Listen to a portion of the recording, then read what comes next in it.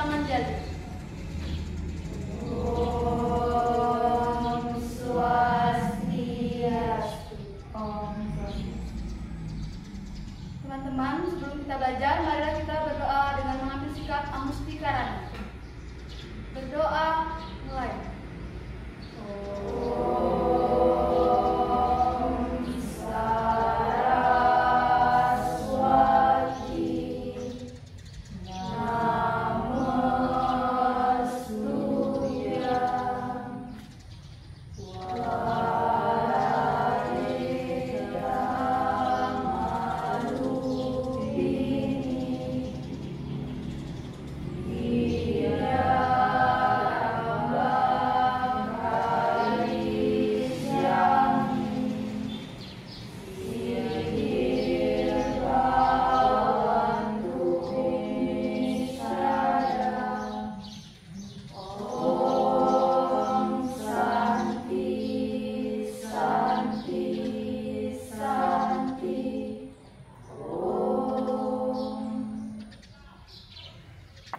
Malupini Baik ya, sehat? Gunawan, Mari Mawalasari, Ibu Putrani, Ibu Ramadan, Ibu Putrani, Ibu Ramadan, Yudi, terakhir Jessica. Oke, kalian sudah di absen. Nah, dalam pertemuan kita kali ini, tidak lupa ya, mengawali dari pembelajaran. Mari bersama-sama mengucapkan syukur kehadiran Tuhan karena kita sudah dalam keadaan sehat sehingga bisa belajar kembali di mata pelajaran pendidikan agama. Nah, sehubungan dengan materi yang kita bahas pada kali ini, pernahkah ajak kalian duduk ke kehidupan nyata kalian dalam kehidupan sehari-hari? Ya, jadi pernahkah kalian dalam satu waktu menemukan peristiwa atau terlibat langsung dalam peristiwa yang dalam tanda kutip ditolong orang misalnya, ataukah menolong orang, ataukah menyaksikan orang yang dalam tanda kutip diberikan pertolongan? Pernah? Siapa yang mau mengangkat tangan untuk memberikan pengalamannya terkait dengan contoh yang disebutkan tadi? Siapa? Husin. Husin biasanya buat apa sebenarnya dengan pertanyaan yang tadi?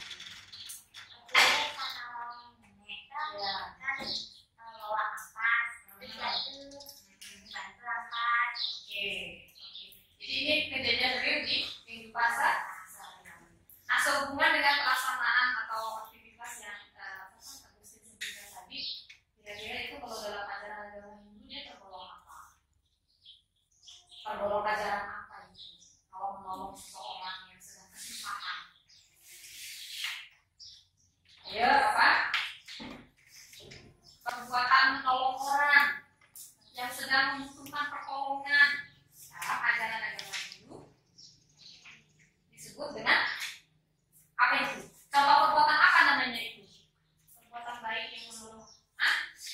Susila, oke. Kemudian kalau dihubungkan dengan yatnya, dia tergolong apa? Ya. Terus apakah aktivitas menolong itu hanya termasuk daripada bagian yatnya? Tidak ya? Ya, karena perbuatan menolong itu apa namanya?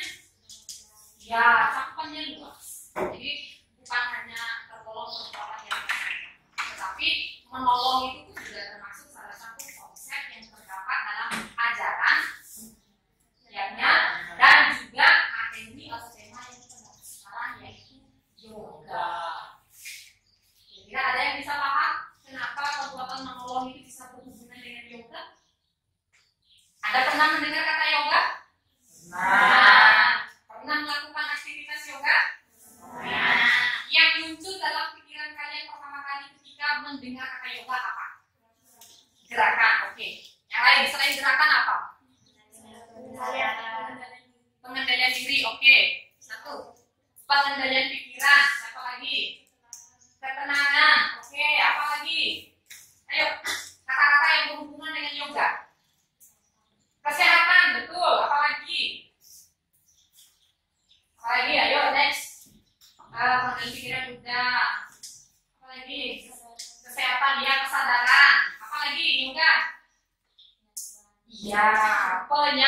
penyatuan. Jadi sebenarnya untuk materi kali ini kita akan masuk ke bab pertama. Seperti yang kalian ketahui di buku paket. Di bab 1 coba dibuka bukunya. Buku paket materinya adalah mengenai yoga sanas dalam susastra hidup. Itu judul atau tema dari materi yang akan kita pelajari dalam bab 1 kali ini. Ada 3 tujuan pembelajaran yang kita mau capai dalam kegiatan pembelajaran hari ini. Yang pertama, tentunya apa sih itu? Pengertian yoga. Kemudian yang kedua, dari mana latar belakang, dari mana bisa ajaran yoga itu ada. Kemudian yang ketiga, manfaat daripada pelaksanaan yoga. Oke, itu tadi 3 tujuan pembelajaran yang akan kita capai pada pertemuan pertama di materi bab 1, yaitu yoga sanas dalam susastra.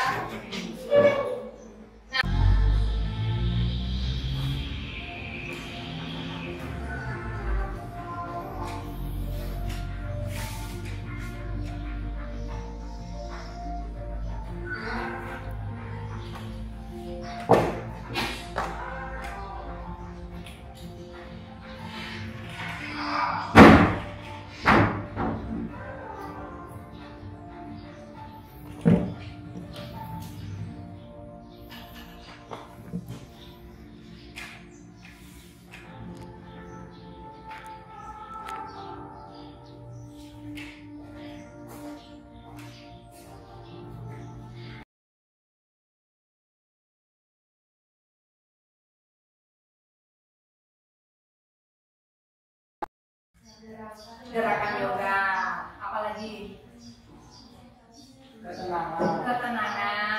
ketenangan itu bisa terlihat dari dari suasana alam lingkungan, ya kan? Ya, di mana tempat di mana aktivitas yoga itu dilakukan. Oke, ketenangan, kemudian gerakan yoga, apalagi dalam video yang bisa kalian tangkap yang berpesan tadi kayaknya mengenai ajaran yoga kira-kira apa? Konsentrasi, apalagi kira-kira termotivasi tidak ketika melihat tayangan video tadi? Termotivasi, iya kan? Bahkan dari tokoh orang-orang yang ditampilkan di situ ternyata tidak kenapa? Ya, kemudian apakah hanya satu orang yang tampil di situ tokohnya dalam video? Tidak, tetapi banyak. Kalau dilihat dari warna kulit dan segala sesuatunya, ya, maksudnya datang dari berbagai macam jenis suku bangsa. Itu artinya bahwa yoga bersifat fleksibel. Artinya bukan hanya dilakukan oleh laki-laki saja, tapi sudah sangat mendunia. Tapi terkadang dalam pelaksanaannya di masyarakat kita secara umum masih ada tanggapan miring mengenai yoga. Pernah kalian menemukan hal-hal seperti itu? Mungkin karena pakaian terbuka. Oke, kemudian sehingga seolah-olah ada tanggapan negatif. Nah, kemudian apa lagi?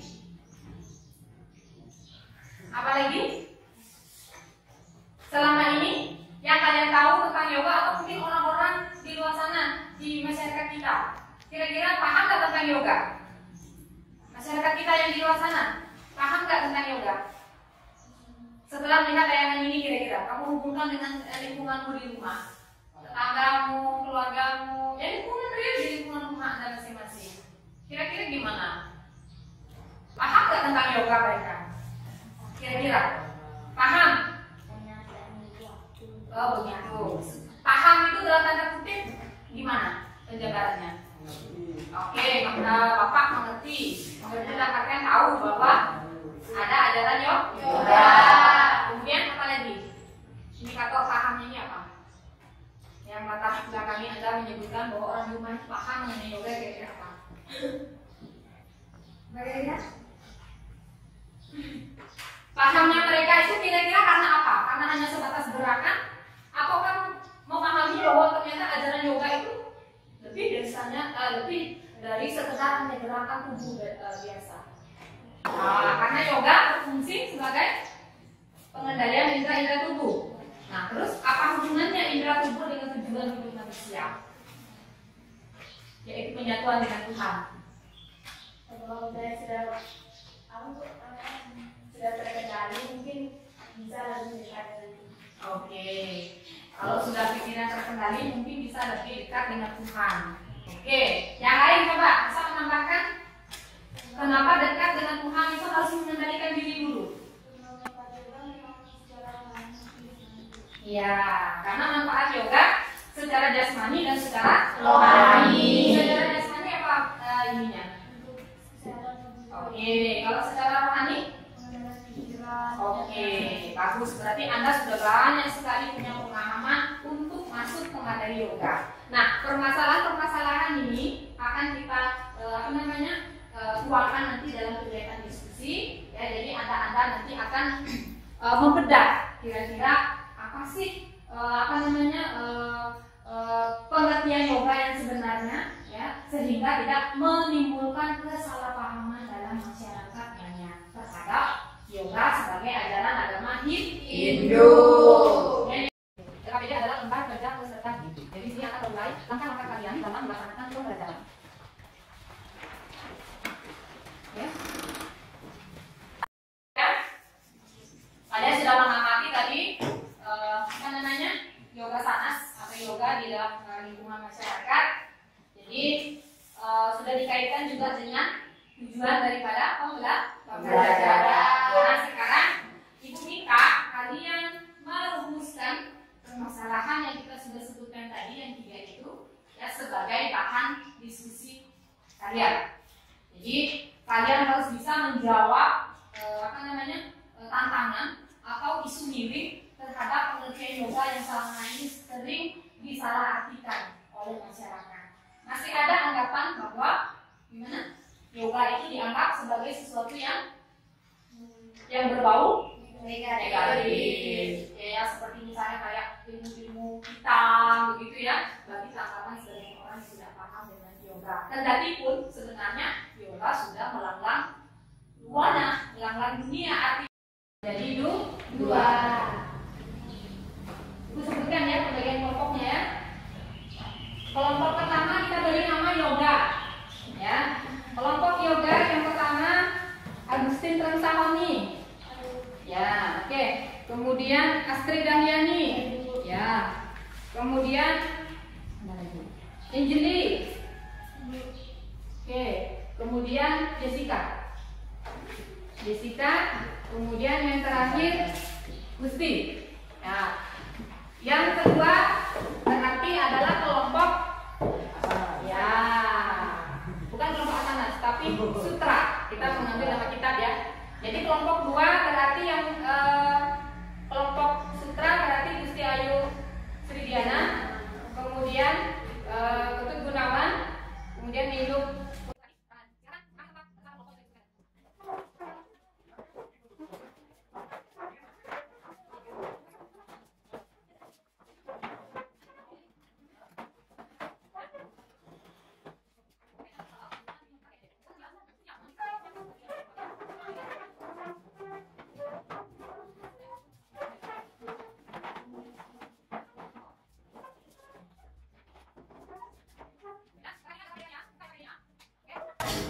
Sekarang kita masuk ke aktivitas 4. Yang tadi kan aktivitas 3 ya.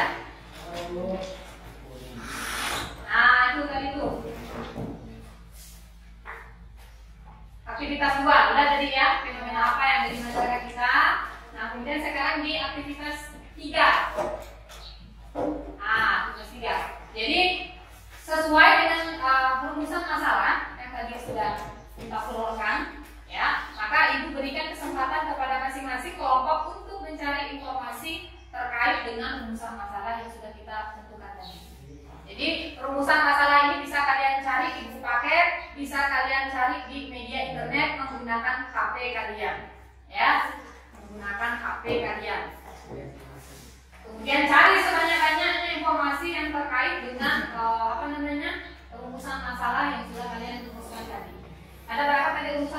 Ya. Pastikan Anda mengetahui 3 itu dan mencari jawabannya ketiga-tiganya juga, untuk kemudian nanti hasilnya dilorkan, ya, hasil diskusinya dilorkan atau dipresentasikan. Dan ketika presentasi itu Ibu akan mengadakan penilaian keterampilan. Karena presentasi itu termasuk pengetahuan termasuk kegiatan daripada keterampilan, aspek keterampilan yang akan dinilai. Ya, kita sudah memperlihatkan materinya kepada teman-teman yang menulis.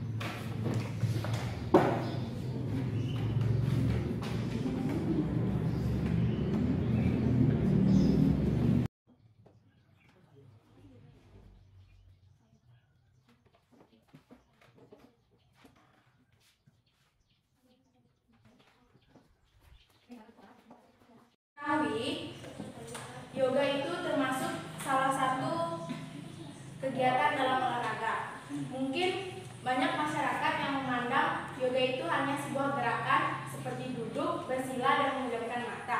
Tetapi bagi agama Hindu, yoga itu memiliki banyak manfaat atau makna yang sangat dalam, seperti dalam kesehatan maupun kesehatan jasmani maupun rohani. Nah, dari yoga itu memiliki 4 jalan menuju pencerahan yang dibagi menjadi 4 jenis, yaitu mantra yoga, hatha yoga, laya yoga, dan raja yoga. Nah, rumusan masalah kedua yaitu sejarah yoga.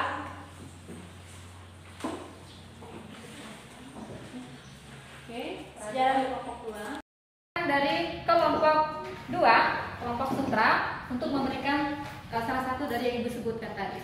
Boleh tanggapan, boleh pertanyaan, boleh komentar terhadap hasil diskusi yang disampaikan oleh kelompok 1.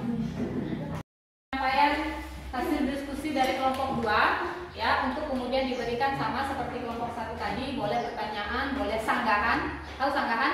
Tahu. Sanggahan itu berarti meluruskan pendapat yang mungkin menurut kalian keliru terhadap pemaparan mereka, dan bisa juga komentar.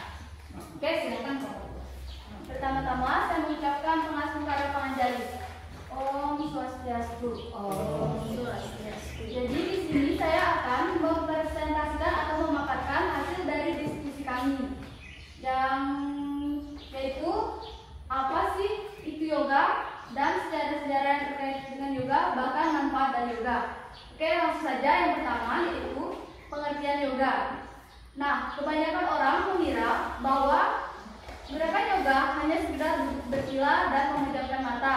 Padahal setiap jenis yoga memiliki gerakannya masing-masing berdasarkan kemampuannya. Banyak orang juga bertanya, apa sih yoga itu?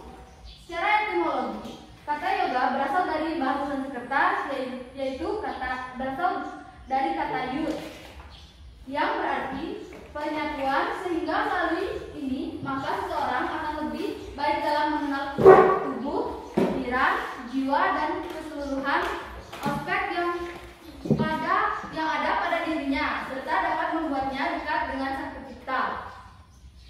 Nah, dapat disimpulkan, yoga merupakan penyatuan kesadaran manusia dengan sesuatu yang lebih luhur. Yoga juga merupakan ilmu yang mengajarkan jalan pikiran dan badan untuk mencapai tujuan terakhir. Dari pembelajaran tadi, kita dapat mengetahui yoga bukan hanya Namun, yoga merupakan aktivitas yang bertujuan untuk meningkatkan kesehatan dan kesejahteraan tubuh dengan melibatkan aktivitas fisik, latihan pernapasan, teknik relaksasi, dan latihan meditasi. Oke, sekarang jawaban nomor 3 aja langsung. Ya. Nanti yang nomor 3 ini kasih tanggapannya. Ya, Bu. Nah, di sini saya juga akan menjelaskan tentang manfaat yoga. Apa sih manfaat-manfaat dari yoga? Banyak orang yang bertanya. Nah, adapun manfaat dari ajaran yoga yang dapat dilihat dan dalam uraian berikut. Sebagai tujuan hidup yang tertinggi dan terakhir dalam ajaran Hindu, yaitu terwujudnya moksata jagadita yaitu dharma.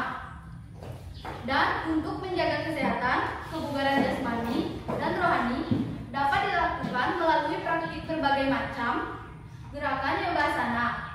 Yoga memiliki manfaat baik jika dilakukan secara rutin dan teratur sebagai berikut: meningkatkan fungsi kerja kelenjar endokrin di dalam tubuh dan meningkatkan sirkulasi darah sampai seluruh SPL tubuh dan otak. Mungkin hanya itu yang dapat saya sampaikan. Sekian dari saya dan saya tutup dengan Parama Santi. Om Santi Santi Santi Om. Tayangan di monitor. Jadi ini adalah media pembelajaran yang bisa dipakai kalian sebagai materi tambahan untuk membuat kesimpulan hasil belajar terkait dengan rumusan permasalahan yang sudah tadi kalian jawab pada saat diskusi. Jadi silakan disimak. Ini dia mengenai sejarah ya. Kemudian jenis-jenis yoga, ini masih lanjutan dari sejarah yoga. Jenis-jenis yoga yang baik untuk diikuti, mulai dari Hatha yoga sampai dengan yang terakhir yaitu karma yoga. Nah, untuk selanjutnya masih dengan kaitan oh ya, sudah evaluasi ya. Lembar kerja. Nah, jadi silahkan jawab lembar latihan tersebut ya di dalam buku tugas kalian. Waktunya kurang lebih 20 menit.